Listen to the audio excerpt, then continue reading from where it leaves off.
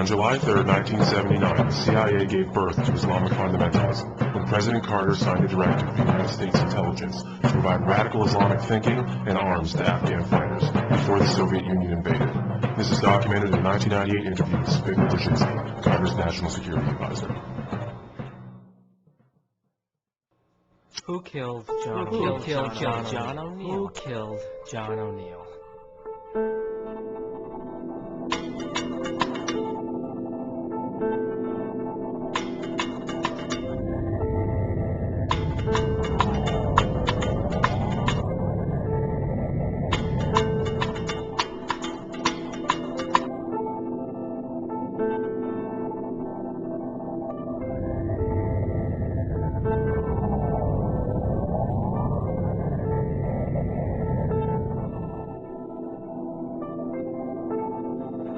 I haven't slept in a month. I don't shower. I haven't slept in a month. I don't see anybody. I don't talk. I can't remember the last time I showered. Spoke to anyone? Even left my. I don't do anything but think.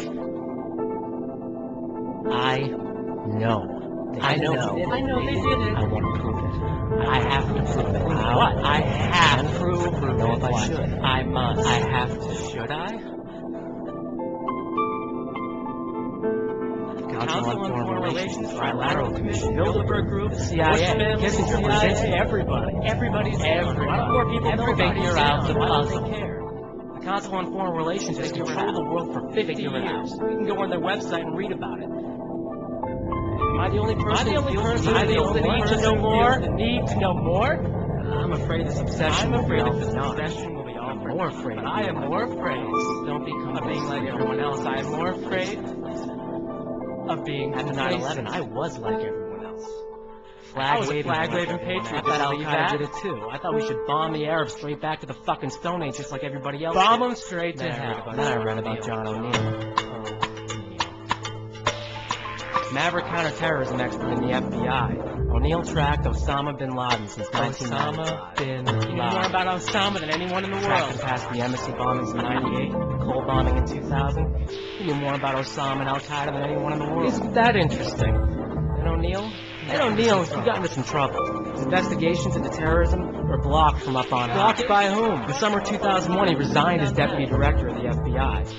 At the same time, he was publicly opposed to the anti-terrorism policies of President George W. Bush.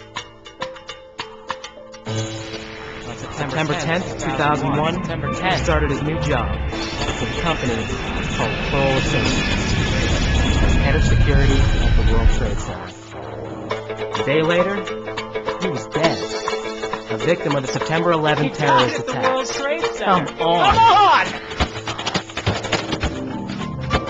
The FBI's top counterterrorism expert, who after chasing bin Laden for 6 years, just happened to take a job in the private sector. He's murdered in an internationally televised terrorist attack, laying on his arch nemesis. Killed by his arch nemesis. How ironic. Coincidence? Fate? Conspiracy. Conspiracy. Why did O'Neill start working at the World Trade Center? Why were his investigations into Al-Qaeda stopped? Who arranged for him to get his new ill-fated job? I know the answers to these questions now. None of them have anything to do with Osama bin Laden. The more you look at the whole and not just the pieces, you don't know anything. The more you understand what really happened. John O'Neill is the key. Look into John O'Neill. Kroll Associates, Ryan Jenkins, Jerome Howard. Look for John O'Neill. He's the key. Michael Cherkasky. Ever looked into the LAPD? Once back to the end, Robert Mueller. John O'Neill is the U.S. Attorney's Office. See the cases we found here with investigators. Go back and look at Robert Mueller. Go back and look at Cherkasky, Bratton, John Miller, World Trade Center building number 7. Guess what they found out that Osama wanted the World Trade Center building number 7. You want to know where that came from? 126. John Miller. It was on federal bunker office. Guess who? John O'Neill. Federal agents. John O'Neill. Great friends. Set up. Jerome Howard. Brian Jerome Howard. William Bratton. Jerome Howard. Everybody having a guy who got John O'Neill his job at the World Trade Center. You'll know everything.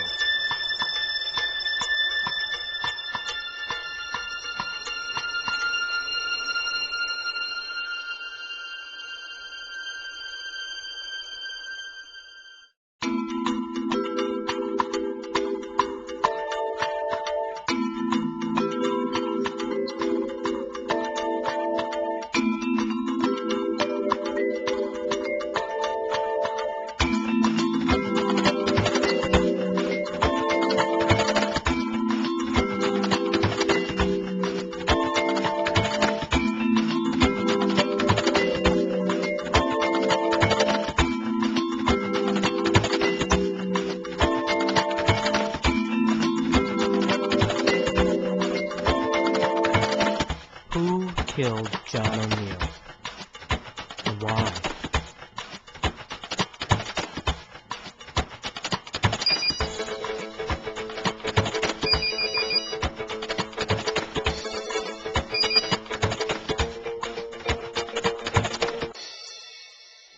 That's a very good question.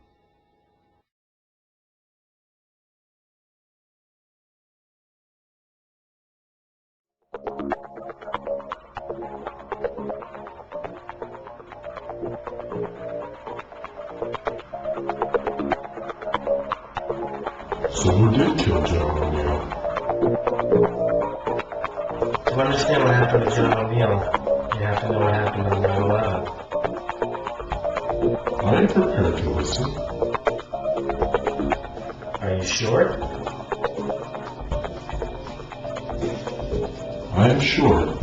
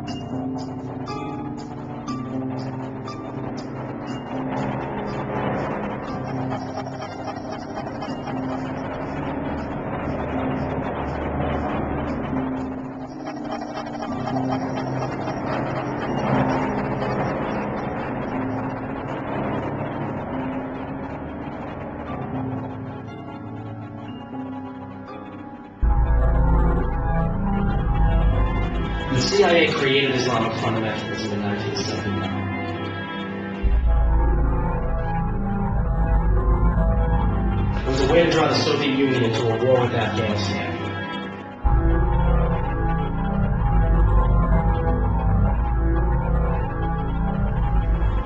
It gave the Soviets their Vietnam War. It destroyed their economy and dispelled support of communism. It was a smart thing to do, wasn't it? Well, not without a price. So during the war, the US, UK, and Pakistan all supported groups of Arab fighters known as the Mujahideen.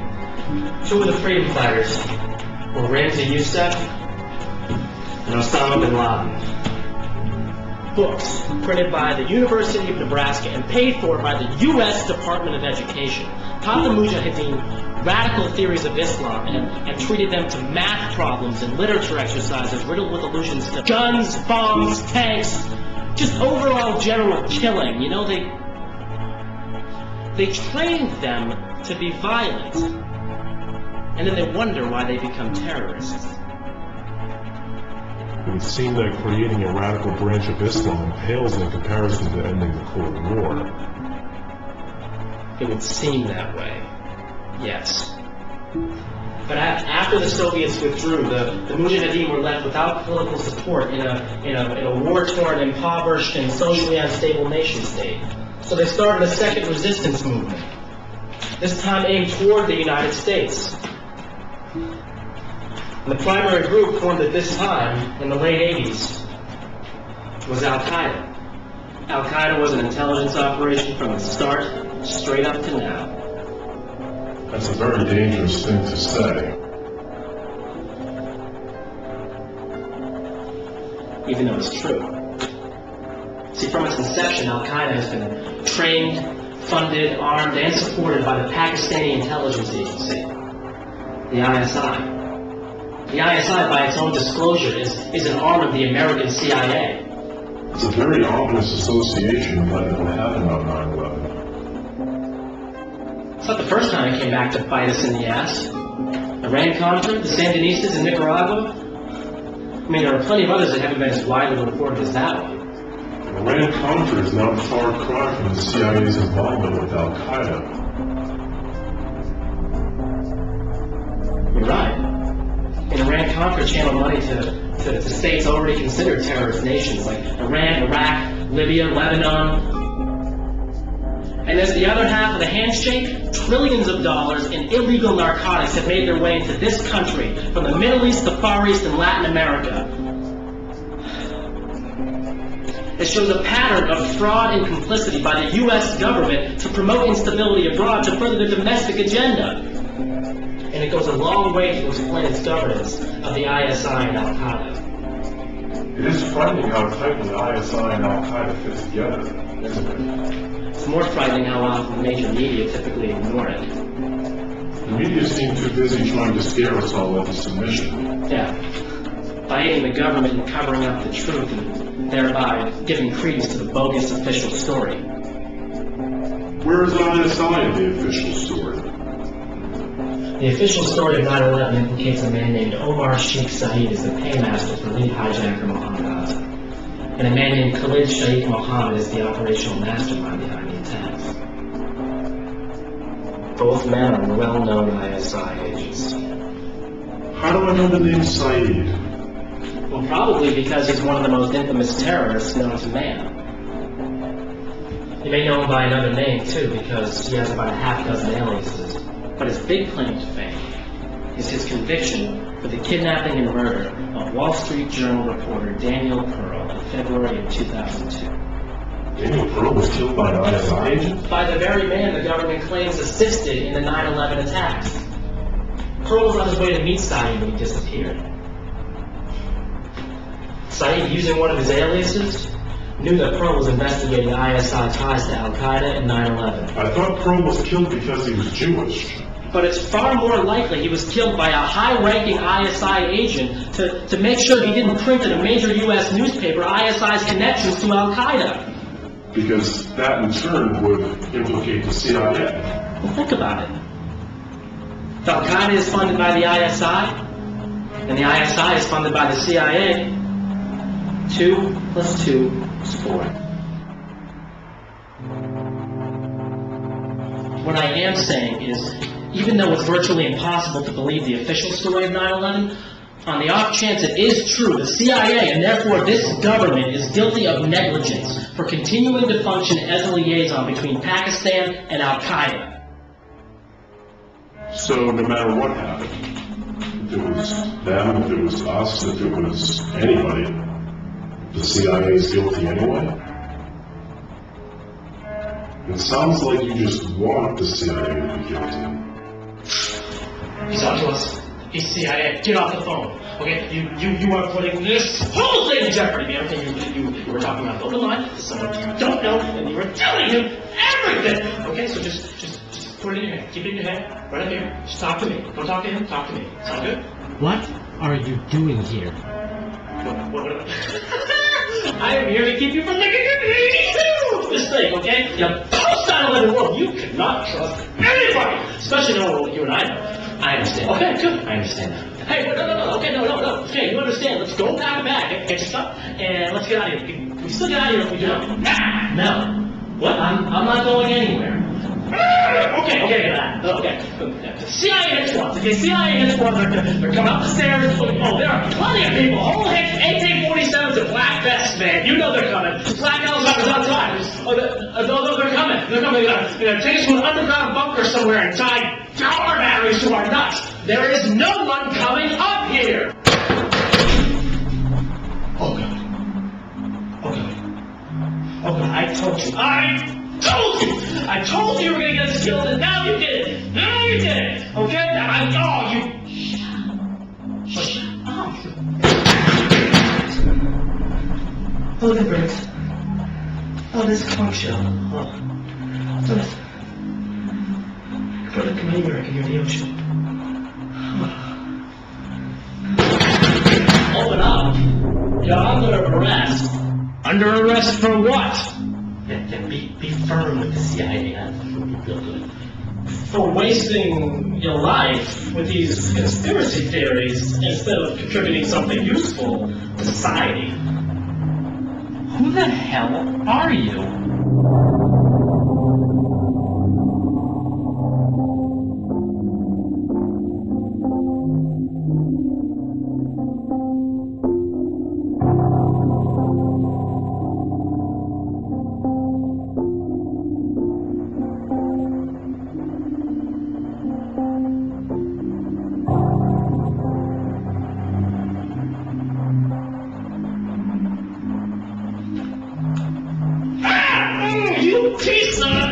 I'm the guy that's gonna knock some sense into you two. You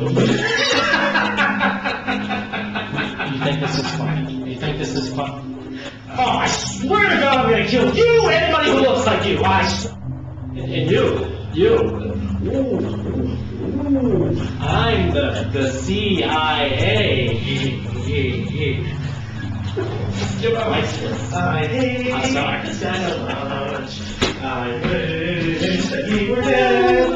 Do you see? This is what you do.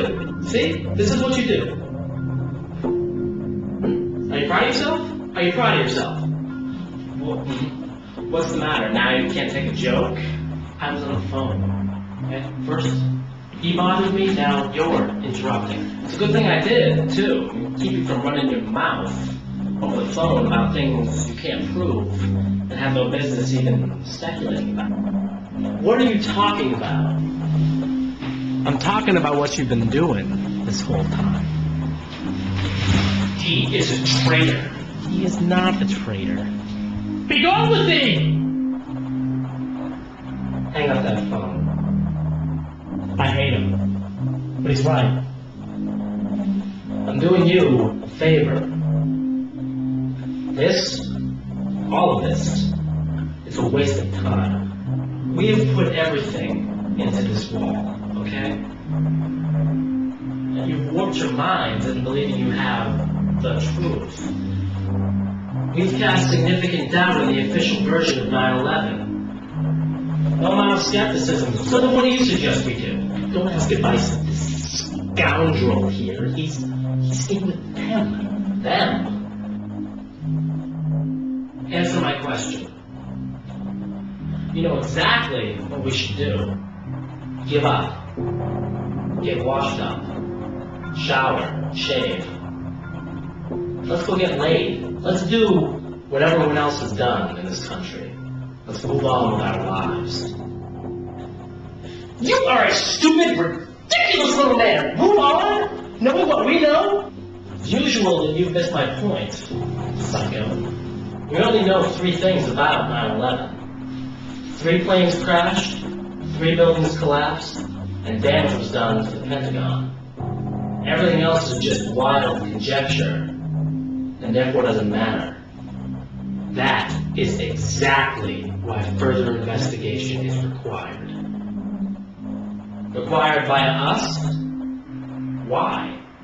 Because it is our duty. Your duty, baby. Not mine. Unless we're all in this together, we will fail. Convince me then. Why should I care what happened on 9/11? Why is it my duty to know what really happened? September 11th was the most absurd day of all time. I've often thought that. The masses were inundated with hordes of information, all of it pointing to this shadowy terrorist network and its maniacal supervillain Osama bin Laden. Within hours, it seemed as if the government had solved the crime without even gathering any evidence. It did seem a bit forced, I'll grant you. Oh, preach on, brother phone man! Yeah!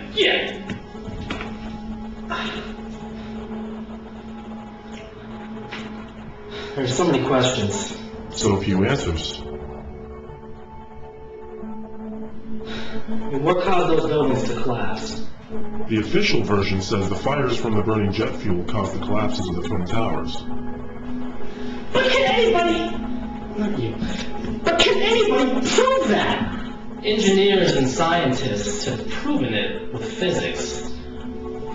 And other engineers and scientists have proven with physics that that didn't happen. What do you mean?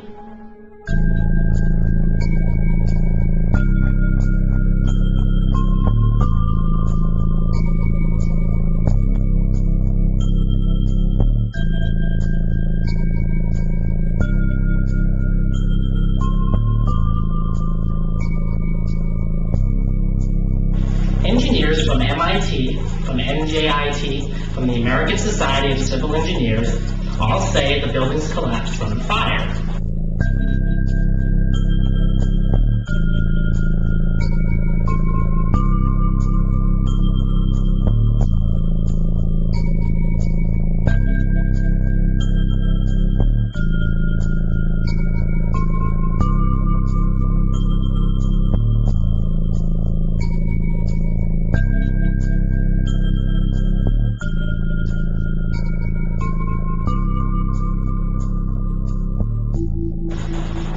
See? There you go.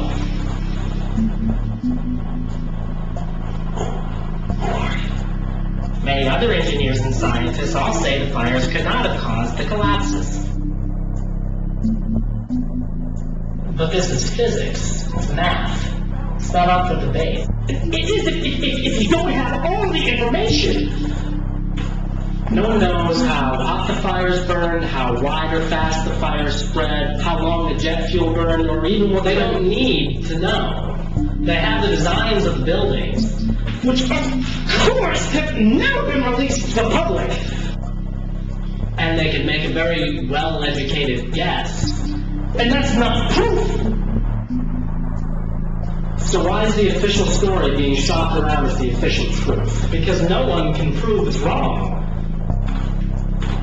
So it's a universal negative? It's hardly a reason to go to war. Okay. Give me another way those buildings could have come down. Could have been a controlled demolition. It certainly looked like controlled demolitions. And if you look at some angles of replays of the Twin Towers falling, you can actually see squibs where explosive charges are going off. Those could just be latent explosions from the interior buckling of the buildings. The point is, it can't be proven with physics. One person can argue and prove mathematically that one thing happened, while another person can argue and prove the exact opposite. Without the basic tools needed for understanding what was happening inside each building, it is impossible to prove anything. And with absolutely no proof, this government's reaction to 9/11 is essentially one huge, gigantic hate crime against Muslims. That's because it was first a hate crime against us. Go back to Skull and Bones, you neocon, Republican, Nazi, fascist, Zionist, Satanist piece of shit. Shut up, both of you, okay? Focus. There's one anomaly I've yet to mention here. Which is? Never in the history of construction has a single skyscraper ever collapsed due to fire. Never? Not once. So 9/11 was an historic day for controlled demolitions experts. Now you don't even need the explosives. You can just crash a plane right into the building and let the collapse take care of itself. You're right. It's a bit convenient that 3 buildings fell from fire on the same day when it had never happened before in history. Which brings me to Building 7. For reasons that have never adequately been explained, World Trade Center Building Number 7 collapsed at 5 p.m. that afternoon. Something's always bothered me about that. It was the strangest thing, and no one ever talks about it. Building 7 was not hit by a plane. But there were fires raging on floors 8, 11, 12, 13, and 18. Those floors in order were the American Express Bank, the Securities and Exchange Commission, Standard Chartered Bank, and Citigroup. Those are 4 financial institutions. Is that a coincidence? There's no such thing as a coincidence. So what? So all the floors on fire had to do with money. Big deal.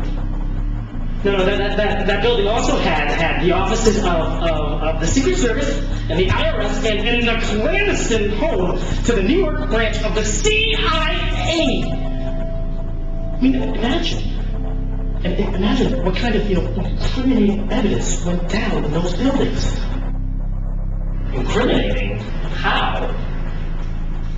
That branch of the CIA was the headquarters for the joint FBI-CIA investigation into Al-Qaeda. Standard Chartered Bank was used by Omar Sheikh Saeed to wire $100,000 to hijacker Mohammed Atta. Those offices of the SEC were ground zero for preemptive investigation into pre-9/11 insider trading. Oh, and you think they didn't recover all that information? According to officials from the SEC, most of those cases were either scrapped or postponed for a great length of time. Okay. So what about the investigation into Al-Qaeda?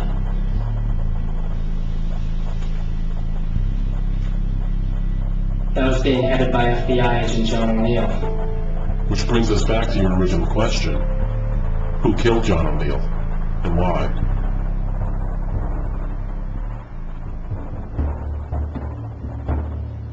I can't answer that yet.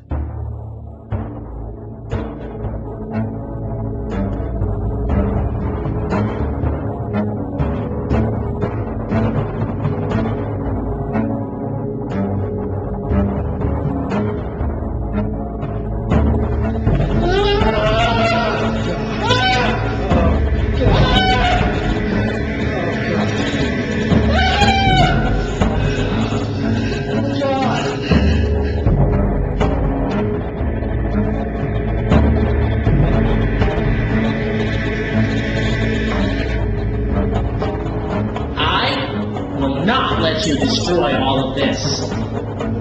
Destroy what? This! All of this!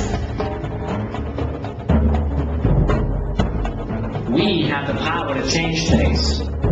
The only group capable of stopping the United States government is the people of the United States.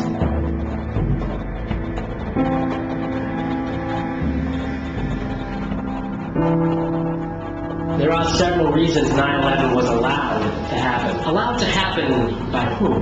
By our government.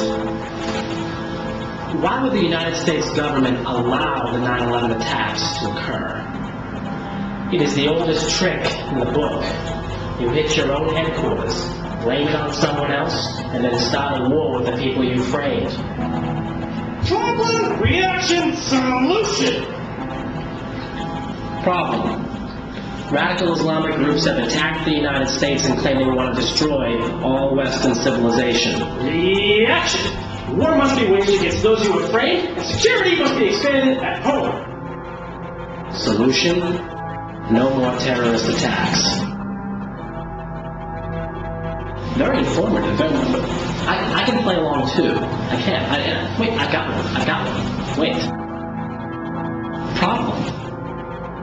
You're both pissing me off. Reaction. I hate you. Solution.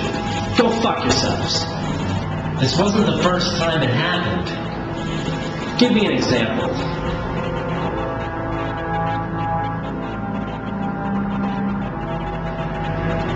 February 27, 1933. Just 28 days following Hitler's appointment as Chancellor, the German Parliament building, the Reichstag, mysteriously burns to the ground. A Dutch communist named Marinus van der Lubbe is found at the scene, convicted, and then executed. Because of this, the Nazi Party, trumpeting for a war with the Soviets, gained significant power in the next national election. And at the same time, Hitler scales back civil liberties at home in response to a national emergency. And as of March 24, 1933, through the law for terminating the suffering of the people of the nation, Hitler has consolidated total power in Germany. It took just 1 month for the Nazis to gain total control over Germany. And it sounds frighteningly similar to what happened here on 9/11, 68 years later. Except that you can't prove Hitler burned the Reichstag building any more than you can prove the U.S. government planned 9/11. Even if Al-Qaeda did this, our government is still guilty. What are you talking about? Have you been listening? Do you remember when we made this? Then you should remember that Al-Qaeda was supported and funded by the ISI, and the ISI was supported and funded by the CIA. Everything we need to know is on this wall, gentlemen. Don't tell me you forgot what got us into this in the first place.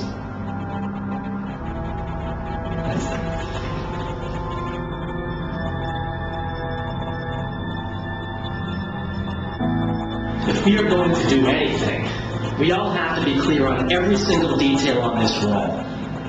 Okay? Okay? Okay. Let's begin. Now, for all intents and purposes, terrorism in this country officially began with the Pan Am 103 crash in 1988. Now, during this time, there have been minor terrorist acts. Small bombings, kidnappings, but not the big stuff, okay? So today, we're only going to discuss when the mother lode arrived on our soil. On February 26, 1993, a bomb went off at the World Trade Center. 6 people were killed and thousands were injured. The idea was to knock the North Tower into the South Tower so both would fall onto Wall Street. But that date is important. Do you know what that date signifies? It's the second anniversary of the end of the Gulf War. And who was blamed for that attack? Muslim extremists. Ramzi Youssef, Muslim extremist. Former Mujahideen fighter Ramzi Youssef entered the country on an Iraqi passport. But he was sentenced to death by Manhattan Federal Court on September 11, 1996. Are we beginning to see a pattern here? These Arabs sure have an affinity for anniversaries. Someone sure does. Now, what is their obsession with the World Trade Center? Well, you'll remember that we were all told that the World Trade Center was a target for terrorism because of one reason. It was the home base of the U.S. economy. But then we're told at the same time that the terrorists targeted us because of our values, because of our freedoms. So why bomb the World Trade Center when structures like the Statue of Liberty or the Washington Monument are far brighter beacons of freedom? Why indeed? I warrant that the first World Trade Center attack was a staged event, a psyop, its sole purpose being to shine a light on the World Trade Center towers, to convince people that they were future targets of terrorism. I do recall all of the counterterrorism pundits after 9/11 saying, quote, Al-Qaeda always wanted to finish the job. Oh, I'll get to the counter-terrorists in a little bit, but your point is well taken. But wait, how do we know that the 93 bombing wasn't Al-Qaeda? Like everything, we don't exactly know, but in hindsight it makes the most sense. And here's why. After 93, a series of terrorist attacks plagued the U.S. As we move through this, we will begin to understand how specific agendas within specific parts of government, media, and industry have created a propaganda campaign to wage war, with 9/11 as the prime selling point. There was the OKC bombing in 95, the embassy bombings in Africa in 1998, the USS Cole in 2000 in Yemen, and then, of course, there was 9/11. There was an anomaly in there. All the attacks you just mentioned were blamed on Al-Qaeda, except for OKC.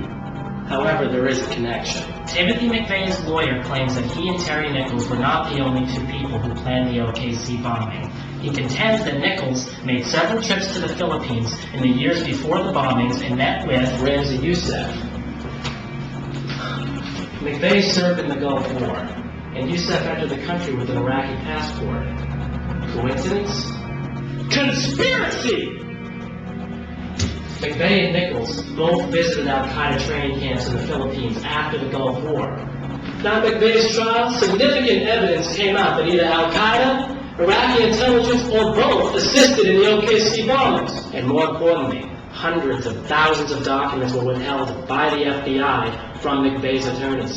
The director of the FBI at that time was Louis Freeh. Now, no one knows what these documents contain, but they very well could have had evidence that McVeigh, Nichols, and other conspirators planned the OKC bombing. See, that doesn't make any sense. Why wouldn't the government want to blame al-Qaeda for OKC? Because it wasn't 9/11. Neither was the first World Trade Center bombing. You have to realize that the planning for 9/11 was years in advance, maybe even decades. All the terrorist activity leading up to it, they're just little side notes, little warnings of what was to come. So OKC is part of a larger plan. Exactly. All part of the same PSYOP. What's a PSYOP? A PSYOP is a clandestine intelligence operation. Okay, they are used to shift people's perceptions to a predefined agenda. PSYOPs are used in conjunction with more overt actions called military ops. So PSYOPs are conducted by taking an already established belief and then creating something false around that to take advantage of it. So you can see how easily a PSYOP could have been created surrounding 9/11. You begin by teaching Muslims a new version of Islam, full of violence and extremist beliefs. This sets up one part of the PSYOP, the patsies. Then, over the years, you slowly mold the patsies into a fully functioning military operation. Guns, bombs, tanks, the works. Now, the patsies hate you, but they have no idea that you are the one supporting them, because you use an intermediary, someone they believe is on their side. And at the same time, well, you have your thumb on the patsies, right? You filter out information to the public that the patsies are the ones planning the attacks. So when the attacks happen, it is so easy to convince the public the patsies are at fault. But on the flip side, the patsies are doing nothing but talking tough and just committing smaller, less devastating attacks, while you yourself conduct the military op and carry out the more destructive major strikes. So with carefully executed planning and initiatives in place to keep it all secret, you have all the makings for a military intelligence PSYOP on 9/11. And OKC fits in how? Al-Qaeda is not the only enemy in this war on terror. Ever since this country's inception, a much larger, deeper, darker threat has existed against the powers that be. Dissent. Oklahoma City, it shone a light on militia groups and cults that were bent on dismantling the U.S. government, typically through military action. You know, it convinced the public that anyone who wanted to take down the U.S. government was as crazy as Timothy McVeigh. Or Kaczynski? The media rarely offers a favorable view of dissent. Only the people who want to destroy the world are ever covered. So just like the WTO convention, the protests in Seattle in '99, OKC discredited any movement questioning the federal government. Anyone questioning the real motives behind 9/11 would automatically be grouped in with people like McVeigh and Nichols, just by association and without even saying a word. So OKC was blamed on domestic terrorists as a means of stomping down dissent in this country. All in preparation for 9/11. So who was running the PSYOP? Have you ever heard of a company called Kroll Associates? The name sounds familiar. Oh, I guarantee you've seen Kroll on television. They are champions of counterterrorism. This is where the counter-terrorists come in? Maybe they didn't run the PSYOP, but they sure as hell did cover it up. My friend, Kroll is bigger than you can possibly imagine. Kroll Associates is a global securities and intelligence firm. Publicly traded and privately managed, Kroll specializes in large building security and industrial espionage. In 1993, Kroll got a contract to manage security at the World Trade Center. They held that position up until the moment the towers fell. The current CEO of Kroll is Michael Cherkasky. Cherkasky is a former assistant district attorney under Robert Morgenthau in Manhattan. The former employees of Kroll include people like William Bratton, who's former police commissioner in Boston and New York City, and now chief of the LAPD. And then, of course, is Brian Jenkins. Based out of Los Angeles, Jenkins is the country's foremost expert on aviation terrorism. Now working for the powerful think tank, the RAND Corporation, out of Los Angeles, Jenkins is a noted counterterrorism pundit and appears on many talk shows and news magazines. And lest we forget, Jerome Hauer. Jerome Hauer, the go-to guy for bioterrorism. In an investigation of 9/11, Hauer's name comes up more than anybody else's. As a managing director of Kroll in New York City, Hauer was responsible for doing security at the World Trade Center. Jerome Hauer is also the guy that got Joe O'Neill his job as head security at the World Trade Center. Yes, he did. Just prior to this, Jerome Hauer was Rudy Giuliani's right-hand man in New York, where he headed up the Office of Emergency Management, OEM, FEMA, in New York City. And it was by Jerome Hauer's suggestion that Mayor Giuliani constructed what became known as the Federal Bunker Offices in the World Trade Center Building Number 7. Fireproof, bomb-proof, bulletproof, these OEM offices were basically Giuliani's headquarters in New York City. Until WTC-7 collapsed on 9/11. That is incredible. Besides just these jobs, Hauer has been the #1 bioterrorism expert in the whole world. He is a well-known advisor to the Council on Foreign Relations, formerly worked for the National Institute of Health, and is currently the head of the Office of Public Health Preparedness. And on the morning of 9/11, just as the attacks were happening, Hauer instructed the entire White House staff to go on Cipro, the anti-anthrax drug. Now, how did he know anthrax was going to become an issue? Well, as fate would have it, Hauer worked in 1999 with Stephen Hatfield, the prime suspect in the anthrax attacks, at the Scientific Applications International Corporation, the SAIC. This company, the SAIC, was awarded a huge biodefense contract after 9/11. Hatfield, a well-known friend of Jerome Hauer, was working on the military-grade anthrax program at U.S. AMRID, Fort Detrick, Maryland. And Battelle, don't forget Battelle, A chemicals company with long-standing ties to the CIA. Hauer was well aware of the U.S. AMRID project in Maryland. So is Hauer CIA? From the CIA! Come on! We don't know that. Well, yes, we do. Yes, we do. I mean, their intelligence is not just going to come right out and say it. But you know what they do. You know what they do. Oh, you know it. They are private intelligence! A managing director there has said, quote, Kroll is like a private CIA. He knows what's going on. He knows what's going on.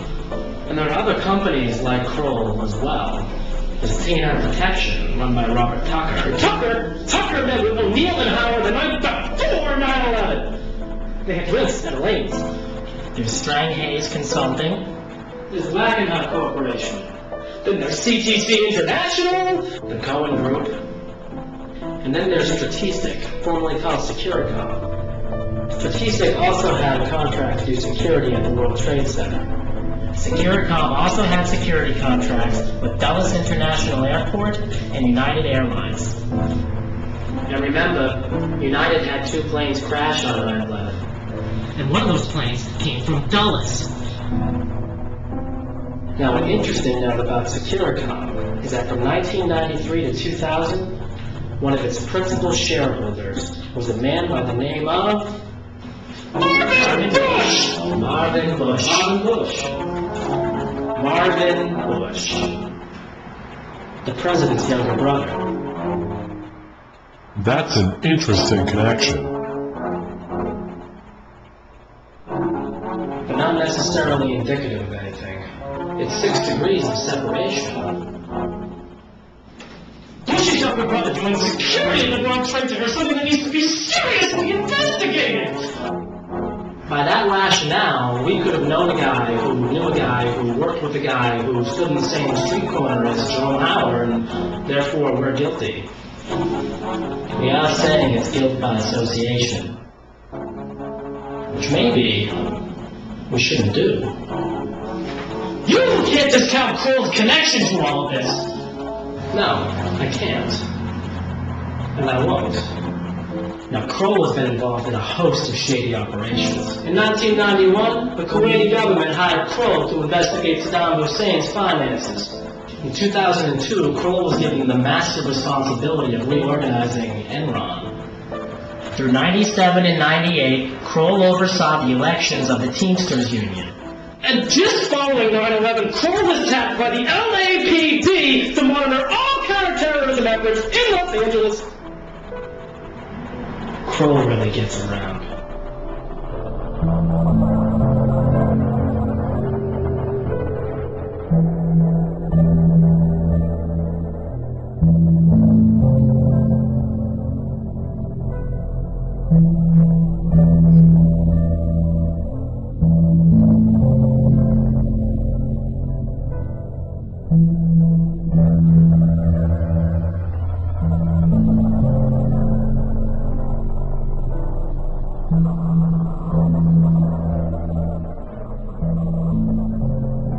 Kroll is tied to the FBI as well.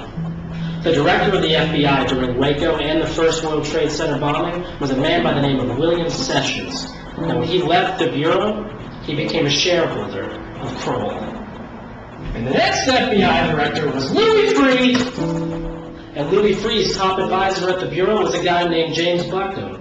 Guess where he works now? He's a managing director of Kroll. Freeh is now a senior vice president at the MBNA Credit Card Corporation. His specific duties include personnel and security. Next to Enron, MBNA was the largest campaign contributor to George W. Bush in 2000. One of Freeh's deputy directors was James K. Kallstrom. The K. At the time of 9/11, Kallstrom was head of New York State's Office of Public Security. And he also works at MBNA with Louis Freeh. And both Freeh and Kallstrom are well-known friends of Jerome Howard. Now, it has been rumored that MBNA was one of the companies heavily involved in pre-9/11 insider trading, which would have been investigated by the SEC in New York City, but all those records went down In World Trade Center 7. You know what really gets me? I'll tell you what really gets me. How all these guys, how Chakasky and Jenkins and Bratton and Howard, just how the hell did they become terrorism pundits, huh? I mean, they draw themselves out on TV all the goddamn time and say, Al-Qaeda this, and terrorist threat that, and from our research, and blah, blah, blah. Just where the hell did they get all their information? I hate to say it, but he's right. They aren't official law enforcement or intelligence, yet somehow they became the foremost experts on counterterrorism. A lot of them are former law enforcement. But terrorism is one of the most closely guarded fields of all intelligence. Why would you leak information just to a couple of buddies and allow them to trumpet all that information on national television, To build up the propaganda campaign, obviously. To frame up Al-Qaeda before and after the fact. Look, we've all got to understand that a company like Kroll, even though it won't disclose its intelligence ties, it's intimately linked to the CIA. But if we're saying that the CIA runs domestic terrorism operations, we are saying Kroll does as well. These people have so much information about terrorism because they're either deeply rooted to intelligence, or they are intelligence, privatized, in order to make their work legal and untouchable by Congress. Oh God, are we saying that the people who run counterterrorism may very well be the terrorists themselves?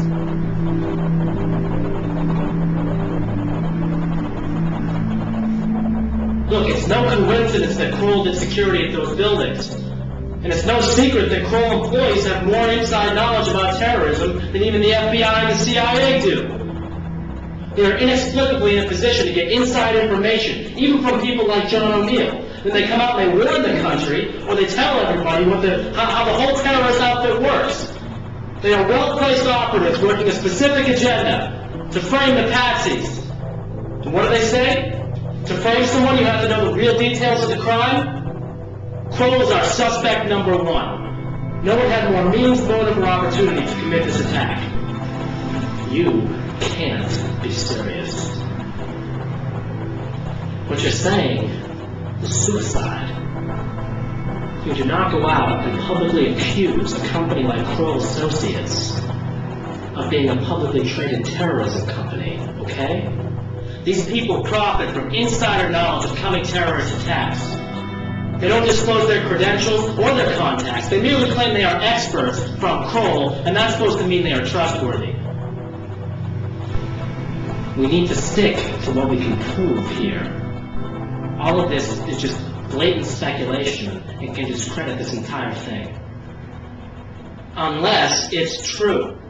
This is not how you run an investigation. You do not just dream up a hypothesis and then change the evidence to make it come true. You follow your leads. Which led to Kroll! But not to this wild theory. I'm sure that these counter-terrorists are involved somehow.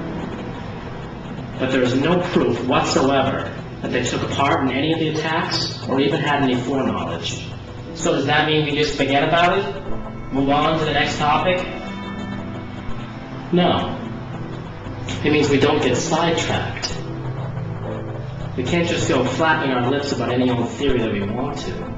So then how does Kroll get their information? How do these guys, of all people, know information that even our paid law enforcement and intelligence officials don't know? I mean, how does one become a terrorism expert anyway? You already have your answer. Former FBI directors on their board, former biowarfare experts within their infrastructure, members of major think tanks as directors, former U.S. attorneys as executives. This company is filled with people who could have had prior knowledge and just kept their contacts secret. This is a security company, after all. And one of the most important security issues facing the world in the last 20 years has been security from terrorism. That's where they get all their information. That is how they become counterterrorism experts. He has a point. There is clearly something wrong with Kroll, but we can't jump to conclusions. So then where do you think Kroll fits into this whole thing? They're just a group of for-hire thugs. They come in and trump up the charges on whoever needs to be guilty, and then they fade back into the shadows. The only thing I see them being guilty of is misleading the public. And the purpose of that? Maybe you're right. Maybe it is to cover up their crime. Or maybe, and so that people will hire them to secure their buildings. Maybe they take advantage of 9/11 the same way that Bush does. They take advantage of 9/11 for profit. Come on! Cherkasky is their CEO! It's obvious he's dirty! Obvious to us, yes. Look, Cherkasky takes us back to New York. Let's focus on that.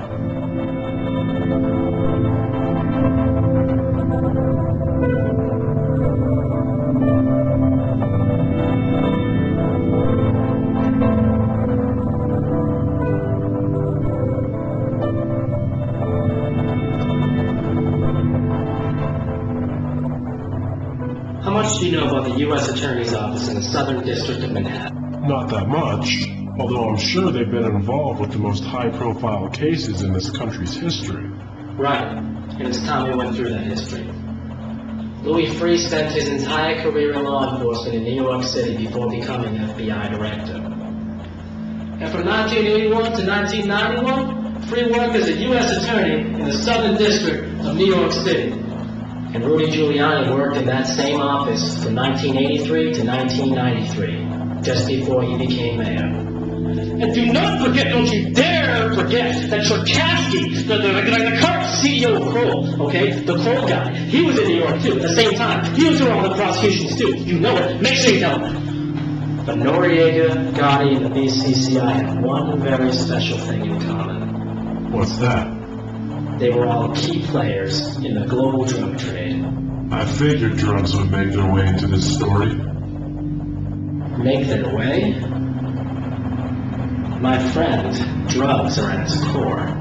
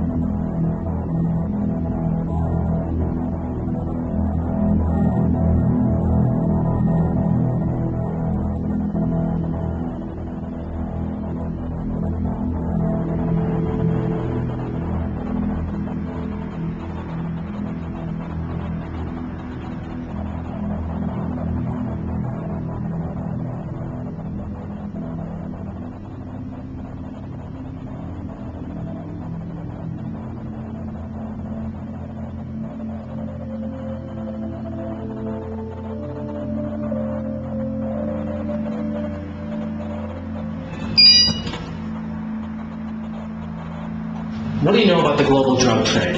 Only what I read in the papers. Then you know nothing. This is covered with even less honesty in the mainstream press than 9/11 is. I've always assumed intelligence was involved. As usual, your assumption would be correct. The war between the Soviets and the Afghans ended in 1979. Meanwhile, the drug trade from Latin America was heating up, with significant assistance from the CIA. It started big time with the formation of the Medellin drug cartel in Colombia in 1978. Founded by Carlos Leader, the Joe brothers, and Pablo Escobar, the Medellin cartel operated by manufacturing the coca plant into cocaine and shipping it to the U.S. The collaboration began when Leader purchased an island in the Bahamas, Where corporate tax and banking laws are extremely lenient. and used that land as a jumping-off point to launder the money taken in by the drug sales.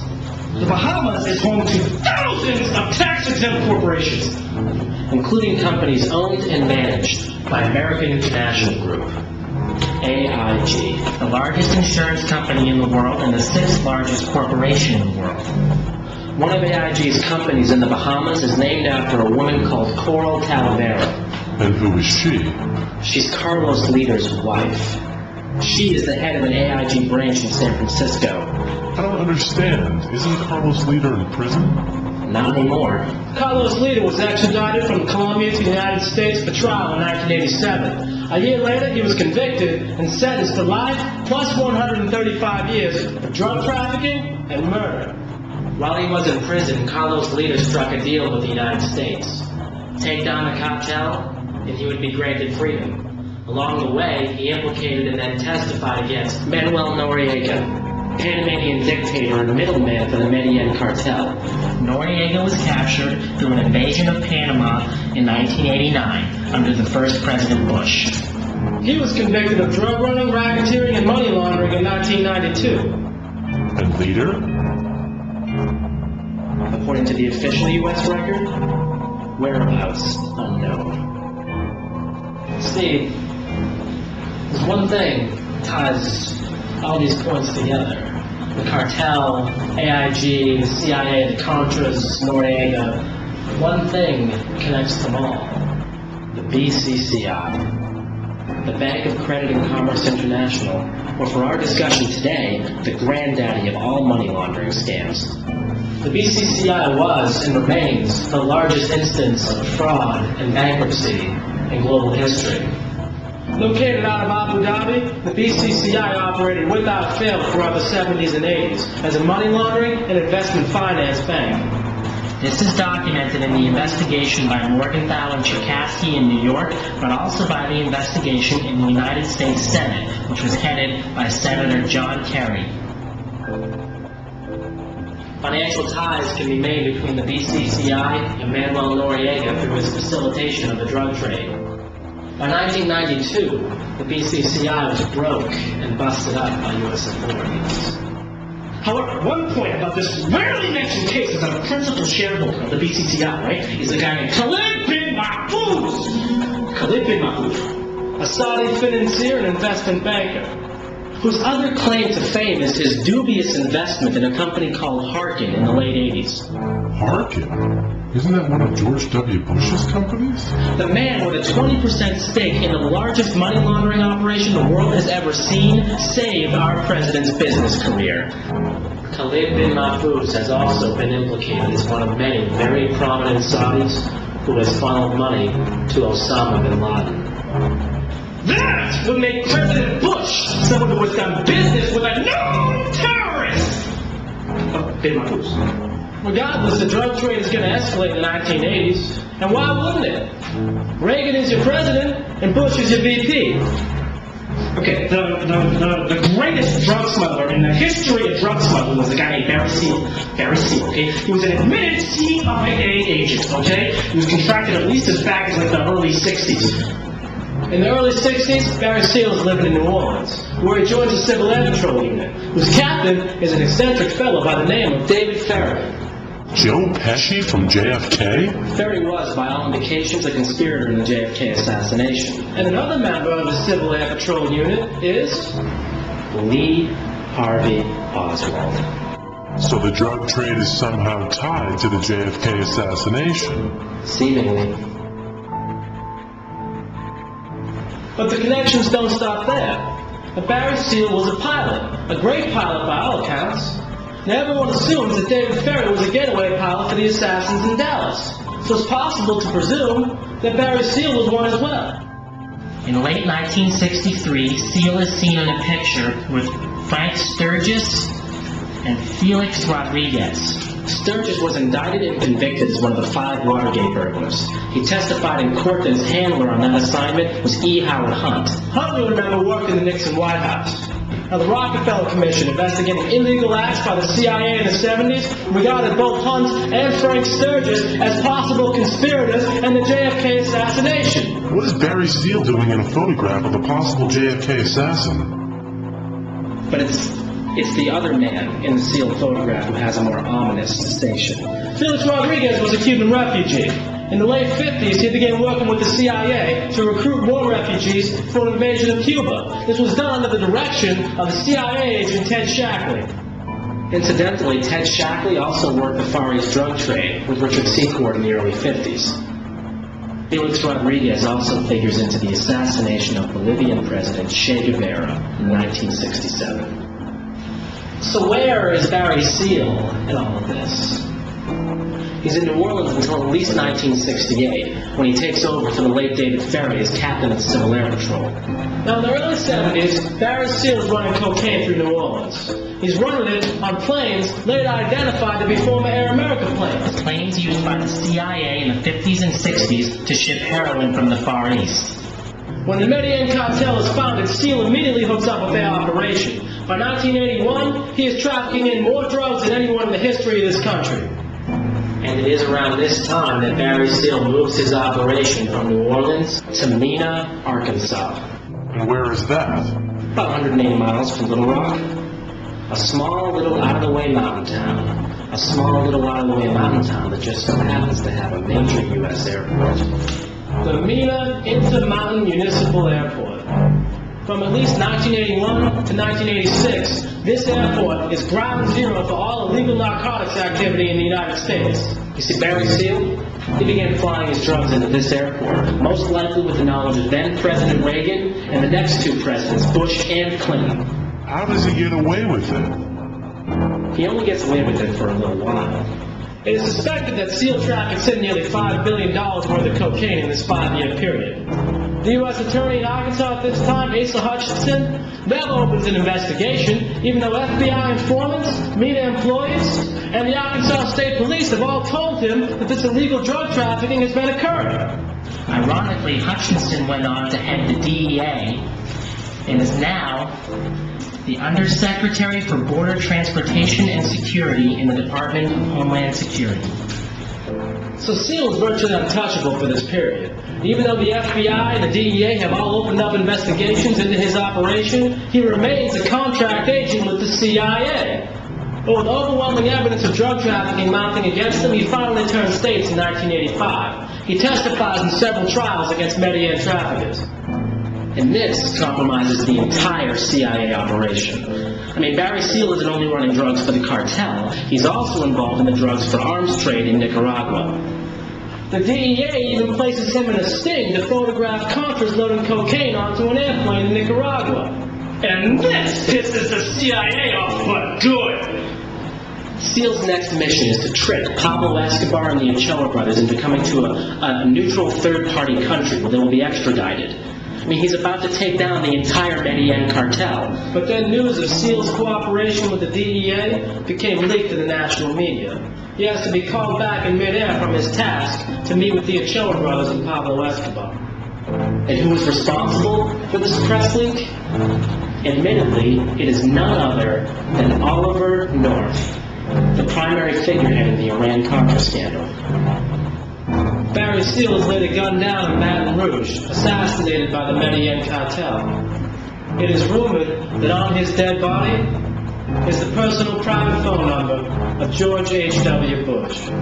The MENA operation is already in jeopardy, but it becomes a major problem when one of Seal's former planes is shot down by Sandinistas later on in 1986. The only survivor of the crash is a man named Eugene Hassenfuss, and he claims he is running cocaine for the CIA. The plane can be tracked back to MENA, so for the time being, the MENA operation is close to being exposed. No president has ever spoken directly about the events in Mena, Arkansas. However, Governor Clinton, just when he was rising from obscurity to become president, made his only public comments about the massive drug operation being conducted right in his own backyard. In 1991, Clinton referred to the Arkansas State Police investigation of Mena and the drug trafficking thereof as having linkages to the federal government, and includes all kinds of questions whether he, meaning Seal, had any links to the CIA, and if that backed into the Iran-Contra deal. The war on drugs is just a war against the inner cities. The wealthy line their pockets with all the illegal drug money, drugs that they bring into the country themselves, and they peddle it off to the poor people in the ghettos.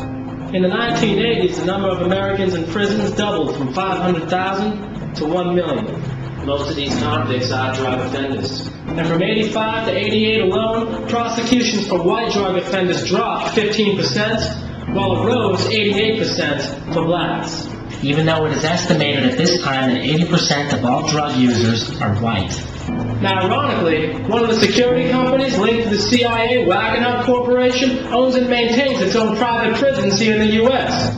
It is another form of government-sponsored terrorism. Poverty, violence, death, these all stem from drug abuse. Think about prohibition. The government lifted the ban on alcohol because the social ills of alcohol abuse weren't nearly as bad as the violence that came along with the criminal importation of alcohol. So why not legalize all drugs? Surely there will be more drug addiction, more drug-related death, but there will be far less violence associated with the illegal sale of narcotics. Which is the lesser of two evils? The CIA has destroyed the inner cities of this country, destroyed millions of lives at a profit. I'll give you one guess as to the primary bank used for laundering the money from the global drug trade. The BCCI.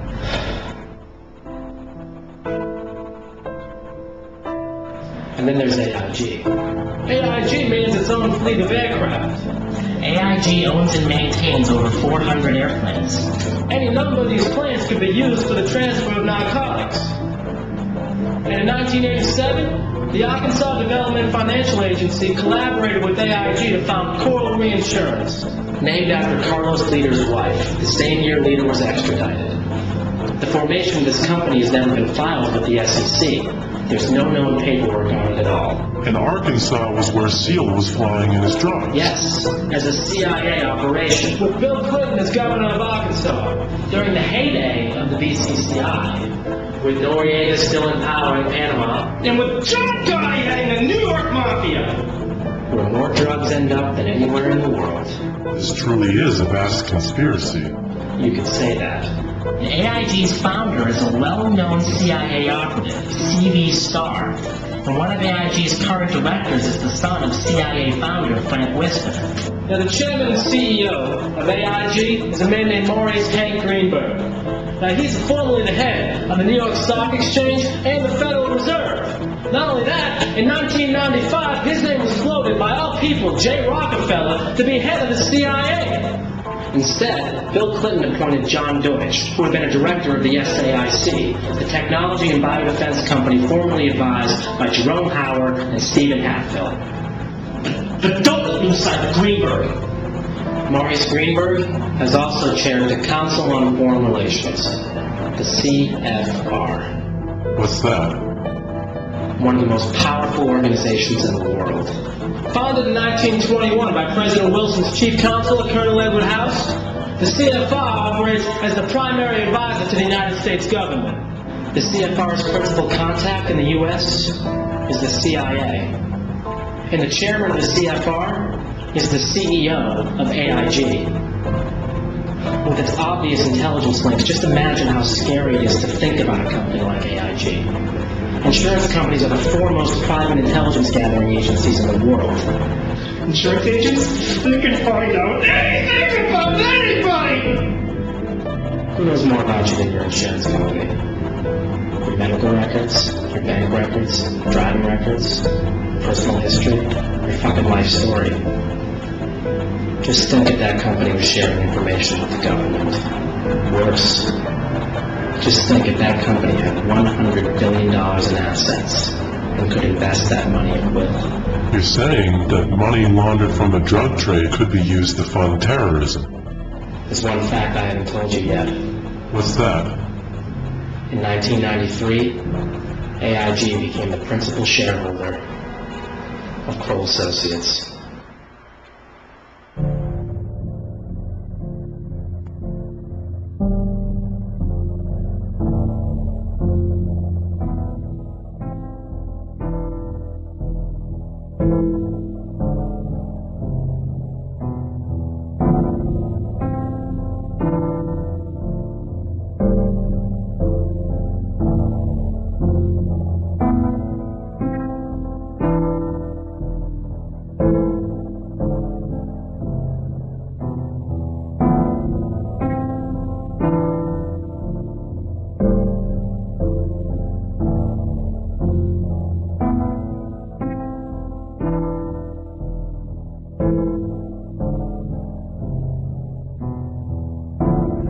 I don't want to break up the beauty of our collective silence here, but I don't know about any of you.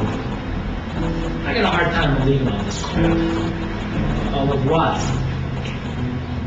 The CIA runs the global drug trade. For what purpose? For what does it have to do with 9/11? 70% of the world's opium is produced in Afghanistan. Think about that for a second. The CIA has run heroin and cocaine for 50 years. They had a military presence in Afghanistan in the 80s, and they created the Mujahideen. And you think all that is related? After the fall of the CIA in the 70s, and with the near disastrous Iran-Contra and MENA exposures, the intelligence community had to realize that its facilitation of the drug trade, if revealed to the public, could prove fatal to any and all future endeavors. So, if you're the CIA, you might get a little smarter about it. With MENA, the CIA had no cover story, no backup plan. Instead, the entire operation was nearly outed, and the whole global drug trade almost became public knowledge. You have to move the MENA operation. Well, where do you move it to? Someplace even more out of the way than me. And what's more out of the way than flight school? Wow.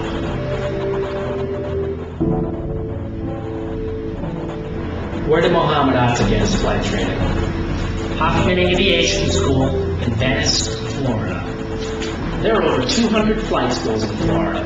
Why did the hijackers just happen to choose Huffman?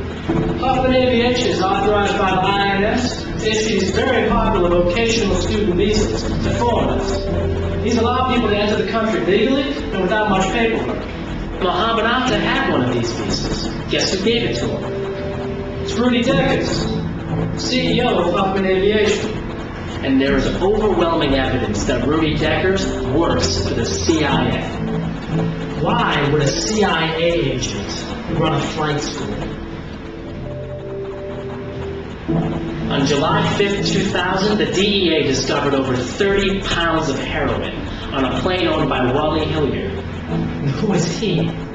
He is the owner of Huffman Aviation. The same Huffman Aviation which in the 1990s induced hundreds of Arab students to come and train at their school by issuing these highly coveted visas. Is it starting to make sense now? 30 pounds of cocaine, Arab men posing as students, CIA agent as CEO. Okay, I see where you're going with all this. The MENA operation didn't stop. It just changed locations to this flight school and probably dozens of others. And Mohammed Atta's role in all this? He is not in training to be a pilot. He is a pilot. He is the new Barry Seal. There is evidence Mohammed Atta had flight training at Maxwell Air Force Base in Alabama. And if he already has flight training, why is he attending a flight training school? Who says Al-Qaeda is a terrorist operation? Al-Qaeda was formed in the wake of the fall of the Soviet Union in Afghanistan. The phrase translates literally to mean the base. They are essentially an arm of the former Mujahideen, which was created by the CIA. The CIA runs drugs globally. The CIA trains its own armies and pilots and instills the military presence in every country, all around their crop. The Sandinistas, the Colombian death squads, and now Al-Qaeda. If you're pushing 70% of the world's heroin out of one country, and something goes wrong and the operation becomes public, you need a backup plan. Al-Qaeda isn't involved in terrorism. They're just framed up as terrorists to hide their true nature. They are a drug cartel, plain and simple. All that video they show of Osama firing his machine gun and training all those people, he's not training terrorists. He's training soldiers. Soldiers to guard the heroin trade. When 9/11 happens and Al-Qaeda is in for the crime, no one cares at all about the heroin smuggling. Because drug smuggling means nothing to people who have just watched the World Trade Center explode. Alright, but you're still missing a major point here, okay? How could Al-Qaeda smuggle all this heroin out of Afghanistan when the Taliban abolished all poppy farming in 1999? The Taliban did this? Says who? You're saying they didn't? I know the U.S. claims they did, but if the Taliban did this, tell me, how did they make $40 million off of taxes from opium farmers in 2000? So what are you saying? I'm saying the Taliban only eradicated their crop on paper. In reality, the heroin trade continued. There were fucking aerial photographs and surveillance, satellite imagery. The goddamn fields were being burned. Of course they were. Part of the process of growing any kind of crop is eradicating the fields to then regrow the plants. And it makes no sense for the Taliban to stop the flow of opium. It's the only thing keeping the economy afloat at all. And the Taliban, it's installed. It's installed in Afghanistan specifically for the purpose of keeping the heroin flow coming. Oh yeah, keep it coming, baby. Because if you have a cartel like Al-Qaeda, functioning as a patsy, being blamed for terrorist attacks all over the world, You would need a government not recognized by the United Nations. That way, you couldn't invade, and you couldn't extradite any of the terrorists. And the heroin trade goes on without missing a beat. So what you are saying, let me get this straight. What you are saying is that the only reason they do 9/11 is specifically to hide the fact that Al-Qaeda is a drug cartel? Because I gotta tell you, that is the stupidest fucking thing I've ever heard in my entire life. 9/11 didn't just hide the opium trade. It gave the United States a free pass to invade Afghanistan and build the oil pipeline they had been planning for years. It set up a race war. It set up a religious war. It opened the door for the United States to attack anybody it deemed was harboring terror, internationally or domestically. And what did W say? You're either with us or you're with the terrorists. And 9/11 instilled in us the basis of all fears. Any time, any day, any place, an airplane, tall building, subway, shopping mall, grocery store, local newsstand, chemical, biological, nuclear, doesn't matter. 9/11 could happen again. And guess what?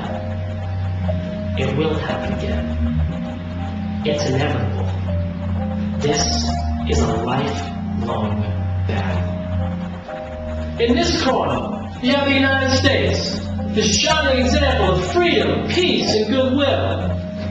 And in the other corner, you have Al-Qaeda, dirty, bearded, hate-mongering terrorists. The whole thing's a setup. It's a show. It's theater. It distracts all of us from what's really going on. The systematic destruction of national sovereignty all across the world. That is preposterous. What's easier to believe? When Al-Qaeda is a vicious terrorist organization bent on annihilating all freedom and peace in the world, or it's a cartel whose sole purpose is to ensure the safety of the heroin trade out of the Middle East. That is a real tough one. I'm going to go with option A. They are Islamic fundamentalists. They flew fucking planes into the World fucking Trade Center. Okay? They killed some 3,000 infidels along with themselves because Allah told them it was a smart thing to do. If I were to tell you that a man habitually does cocaine, frequents strip clubs and escort services, would you believe he were A, a drug runner, or B, an Islamic fundamentalist? That's obvious. What is your fucking point? The man I am referring to is Mohammed Atta.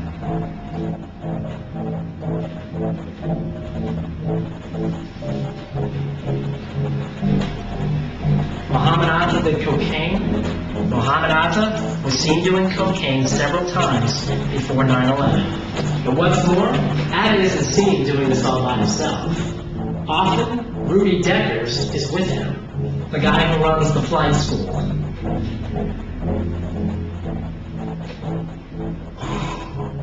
Islamic fundamentalism strictly forbids the ingestion of any unnatural drug, and it firmly teaches that treating women as objects of desire is a sin. So if Mohammed Atta is already committing sins, he ain't going to paradise to see Allah, that's for sure. So why would he then take his own life in a terrorist attack?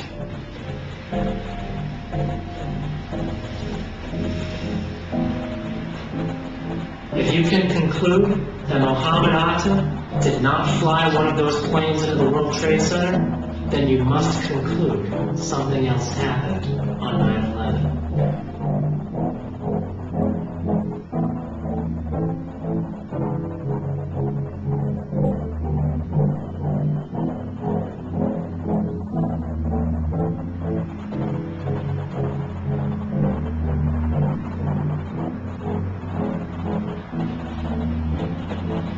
You're right. And that begs the question, what really happened on 9/11?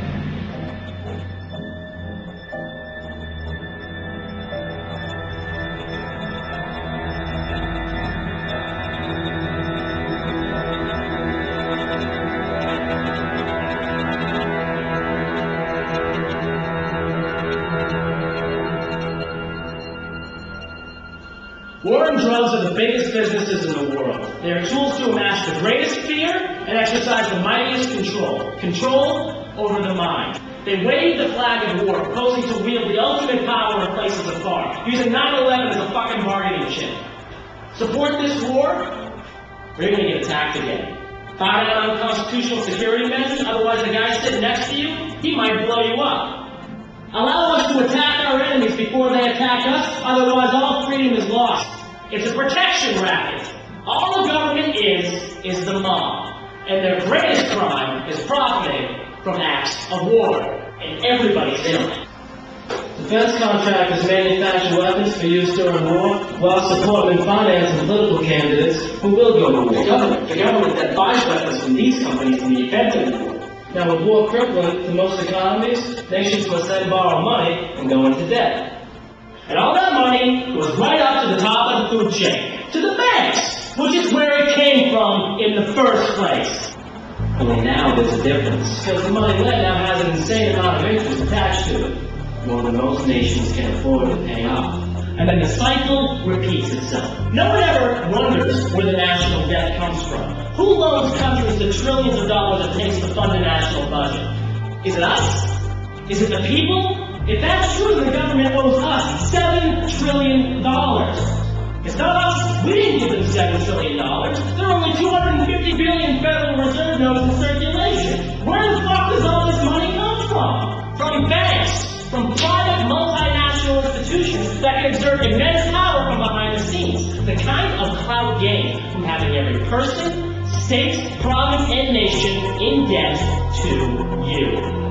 By controlling all money in the world, you can control all people in the world. And the more war there is, the more money there is.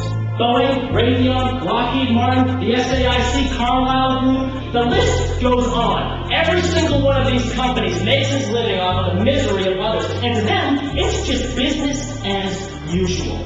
These companies even are our enemies before we fight them. They can even control people with the threat of war. And when a tragedy strikes, when the nation is in mourning, when we are at our most vulnerable state, what do they tell us to do?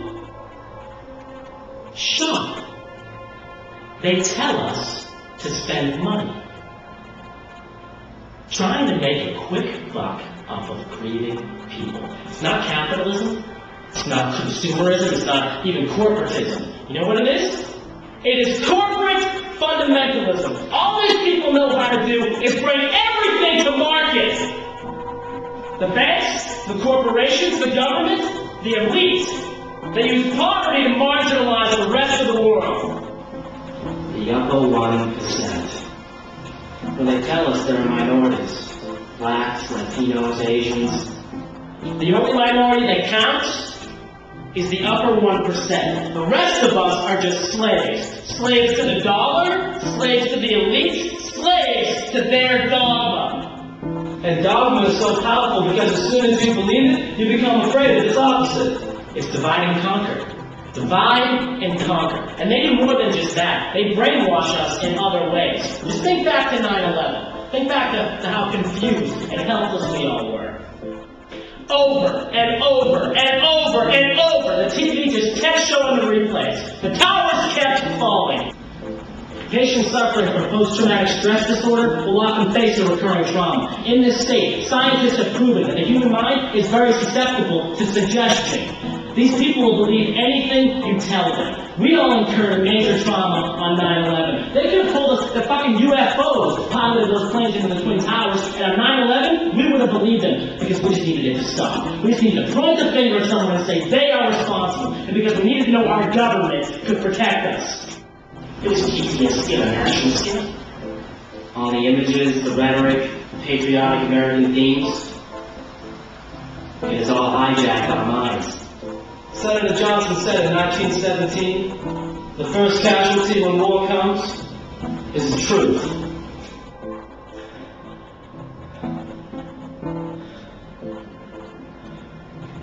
And what are we going to do about that?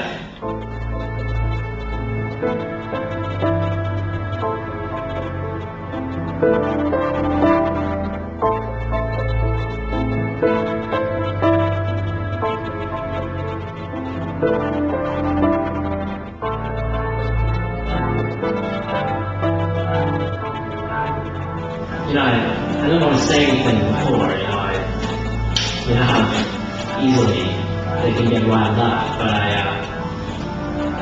want to tell you, I think what you've done here is very courageous. You do, yes, I do. I mean, you've challenged something which has already become official history. I mean, you've done all your research. You've gotten all your facts straight. I mean, you've done something here which could persuade nearly anyone 9/11 was an inside job. But it's not enough. You've got to understand something. I believe everything you said here. I do. But there's not a damn thing you can do to stop it.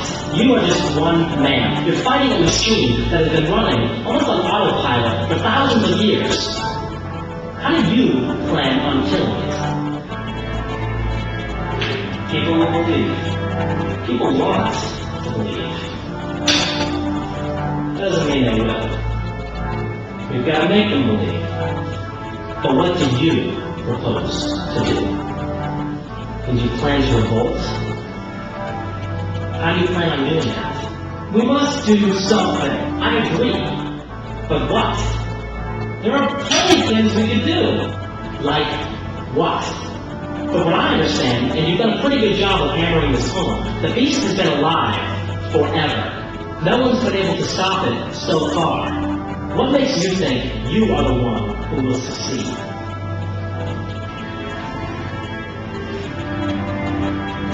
Honestly, what do you suggest? Vote Democrat? Any Democrat? Don't vote at all? Support a third party? Protest? Well, how? A petition the government? Write your congressman? Form an assembly outside the Capitol? Rally the troops? Tell your friends? Support a conspiracy theory? Any conspiracy theory, so long as it proves your point? Well, what then? What do people do?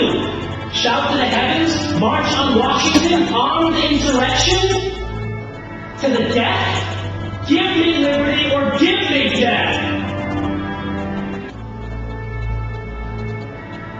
You're serious, aren't you? You're willing to die for this.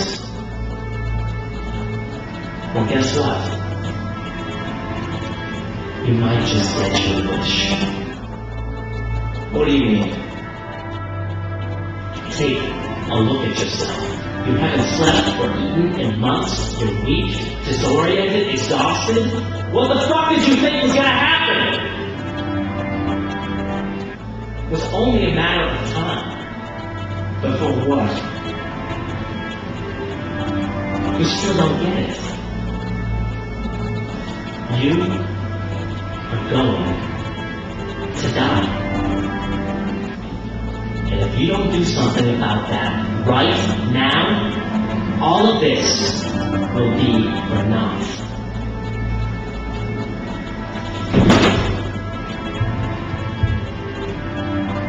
You must do something.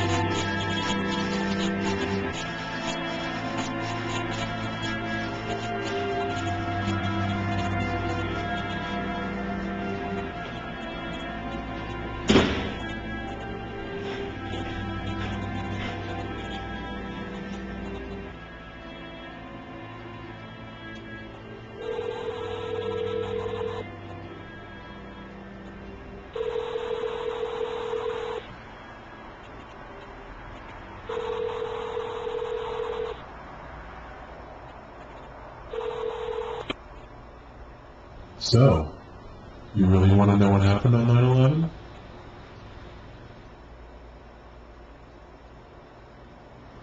I am prepared to listen.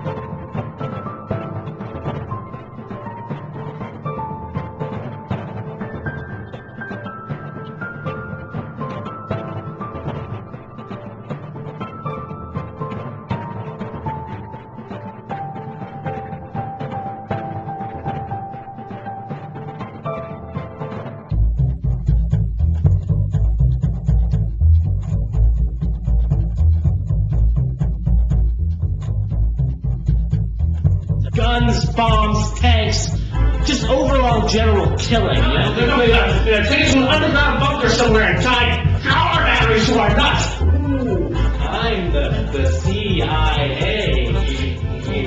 Had any links to the CIA? And if that backed into the Iran-Contra deal? He has a point. He's training soldiers. Soldiers to guard the heroin trade.